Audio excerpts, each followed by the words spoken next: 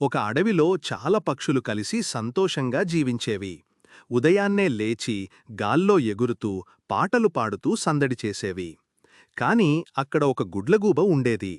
అది రాత్రిపూట మేల్కొనేది, పగలు మౌనంగా చెట్టుపై కూర్చుని నిద్రపోయేది. ఒకరోజు చిలుక, మైనా, కాకి కలిసి గుడ్లగూబని అడిగాయి, "నువ్వెందుకు అలా వింతగా ఉంటావ్? మాతోపాటు ఉదయం వచ్చి ఆటలు ఆడు, సరదాగా ఉండు." గుడ్లగూబ మృదువుగా నవ్వింది, "అందరినీ పోలి ఉండాల్సిన అవసరం లేదు. నాకు రాత్రిపూట దృష్టి బాగా ఉంటుంది. నేను అప్పుడే చుట్టూ ఏం జరుగుతోందో గమనించగలను." ఒక రాత్రి అడవిలోకి ఓ పెద్ద సింహం వచ్చేసింది. అందరికన్నా ముందు అది గుడ్లగూబకే కనిపించింది. వెంటనే అది అన్ని పక్షుల దగ్గరికి వచ్చి హెచ్చరించింది. పక్షులన్నీ జాగ్రత్తగా అక్కడినుంచి వెళ్ళిపోయాయి.